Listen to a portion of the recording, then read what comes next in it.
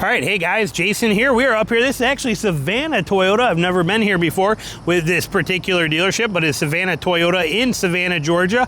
And we were just up here looking at furniture just down the road, and I saw this when I drove by. We saw two. They grabbed my attention. The TrailHunter sitting out here, and then we just got done making a video on that 4Runner sitting right there. Tina's chilling right now in her ZR2 right over there. So what we thought we'd stop and take a minute and cover this for a second and take a look at it. I made a video just recently, I will link it at the end, how I talked about the TRD Pro is a no-go for 2025. It's just not worth it. There's just no benefit to the TRD Pro. And I showed you an example of a TRD off-road over here, on a different lot, but we'll talk about some of them here too. But the TrailHunter is it's like this close to a perfect combination truck. There is a couple of things about it that I do not like, but it is so much better, in my opinion, than a TRD Pro. And it's almost there. Here's one problem right here.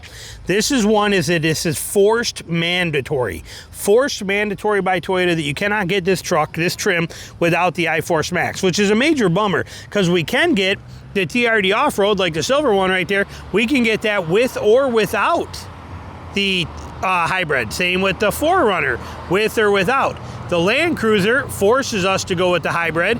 The TRD Pro forces us to go with the hybrid, and the TrailHunter forces us to go with the hybrid. I hate that I am forced to go with a hybrid. I do not want a hybrid under any circumstances. It's not my thing. There's nothing wrong with them. I don't want one. I don't want it. I don't want to lose the back seat space. I don't want to lose the storage. I don't want to have the extra weight. I don't want to deal with the complexity. I don't want it under any circumstances. So that's my attitude on there.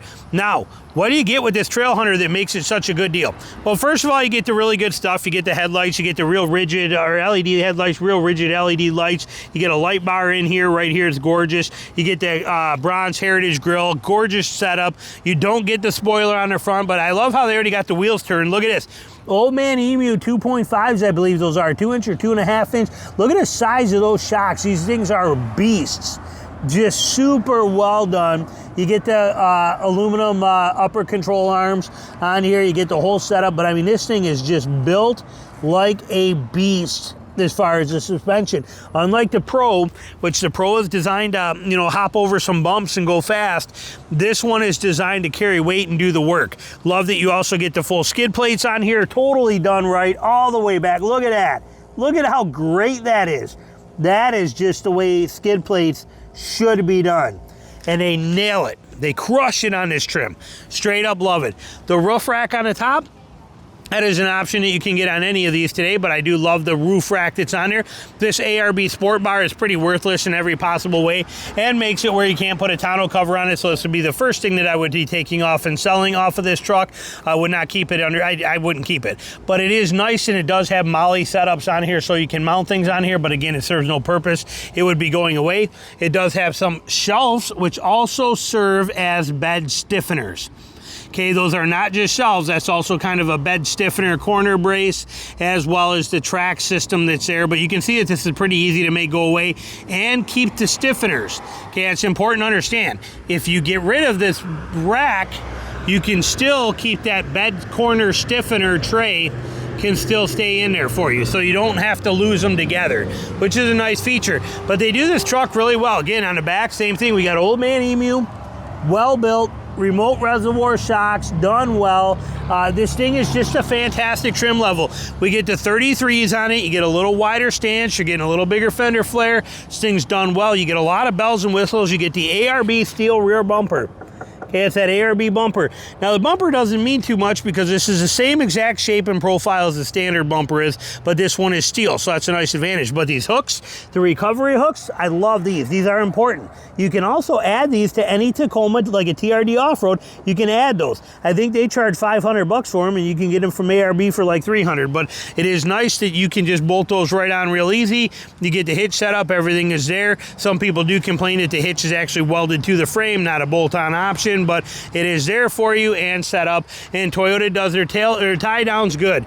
You get low ones, okay? Low up there, low back here. Very important. And you can see that silver or that ring tie down here, because this bed is composite, but you see that ring right there.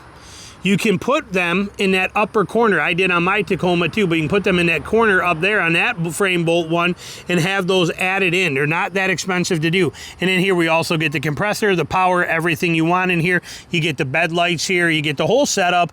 Like I said, this truck is done fantastic. Now people said too, well, why do you need bed coating, a bed liner on an actual composite bed? Well, if you look at this bed liner on here, it's kind of more rubbery rather than, it's not like a normal, very super aggressive sandpaper like bed liner. It's more rubbery, grippy kind of, not quite, but it's a very nice texture kind of thing. It is way different than your normal bed liner. So it's kind of cool they do put this in here. I think it's a nice feature rather than just being the super slippery plastic. Either way, you will still want a bed mat in the back of it, but they do it very, very good. You do get the touch drop tailgate on this thing. You get your perimeter lights, and you get your snorkel on here too, even though they won't let you call it a snorkel. They call it a high air intake. It is practically, for the most part, technically a snorkel. And the price of this, with all these extra options, is pretty not too crazy in Toyota's version and world. When I show you this, I can't see it. I think it says about 68 grand, 67.5.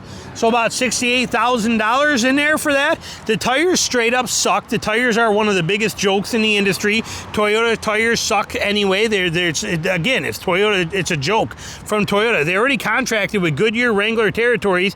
Why would they go with an RT? Why don't they go with the actual territory MT for multi-traction like we have on a ZR2 right there?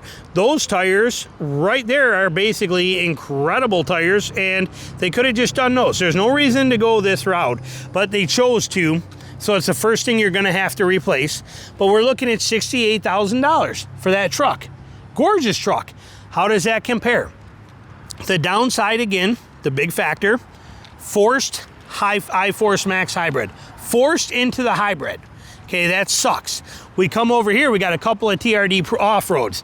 Here's a silver TRD off-road. Here's another one. This one here, let's see if we got a window sticker on this. But here's a TRD off-road with the I-Force Max. So it's almost an apples to apples comparison between these two trucks. Okay, when we look at it, does this one got one in here? I'm seeing a window sticker here. So this one here, this is a I-Force Max version. What are we coming in at? $56,000 right there, but I'm guessing, I can't see, I'm assuming we have no premium packages or anything like that really added in there, coming in at $56,000 with the I-Force Max and a TRD off-road and a great looking truck. Okay, so you're coming in, 12 grand cheaper. Now you can take these I-Force Max ones up there and get them pretty close. Here's another TRD off-road. Now this TRD off-road, like that one, notice they both do have the ARB winch points on the back, recovery points. That's nice. Both of these do. See what I mean? Same shape bumper. Plastic though, but same shape bumper. This one also has that bed set up on here. This one also has the better tires, the Nitto Ridge grapplers coming from Southeast Toyota distributors. As part of this package, we have the bed lighting. We do not have the compressor. We do have the liner in this one. We got some nice features in this truck when we look at it. Again, love the tires, but we got some nice stuff. You still do with the TRD off-road. You're going to get that big bulky chin spoiler. You got to remove. We do not get rigid lights and the light bars. Some things missing. But when we look at the price of this one with these extra options and some of the interior stuff, what are you coming in at on there? I can't even tell what that is. I can't see it. So but I don't. I'm guessing it's 60-something thousand. So I can't actually see it myself in the camera. I can't lean over that far. So you'll have to tell me what it is, or I'll have to watch it when I see the video. But you can see that these are both I-Force Max options that are very similar to that. So you can see there's a pretty big jump to go to the TrailHunter. However, with that jump, you also do gain the fact that you're getting the TrailHunter name and badging, and which means better resale value. You're getting that amazing old man emu suspension, a true meaningful suspension. You're getting the true lift. You get the actual rock rails that are on this truck. You're getting a lot of nice features. You get the roof rack, which I think is about $1,000 roof rack on there. You're getting the rigid fog lights, the rigid LED light bar. You're getting a lot of great features in this actual truck with that name too. Is it worth it? Maybe not. I wouldn't buy it. I would not buy this. Instead, I would buy a TRD off-road non-hybrid for like $45,000 and build it up the way I want, save a ton of money and do everything I need, but you also get the snorkel.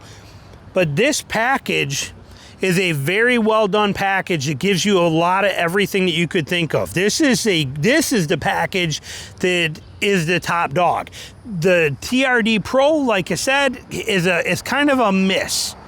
The TRD TrailHunter is a much better package, much better done, and I think it hits the mark on everything except what I want to see for next year really bad from Toyota is give us people that not even, it's not about the money. We don't want the iForce Max. A lot of us do not. We want the utmost reliability and capability out of the truck. We don't need the hybrid. Give us the option of getting this truck without the iForce Max. That's what we want more than anything. And for the love of God, stop it on your high-end off-road trims giving us these cheap, weak tire options. Again, it's not a horrible tire, but at this level, we need to be way better than that. But otherwise, great truck. So questions, comments, put them below. Let me know what you're thinking. How are you feeling? What do you think of the TrailHunter?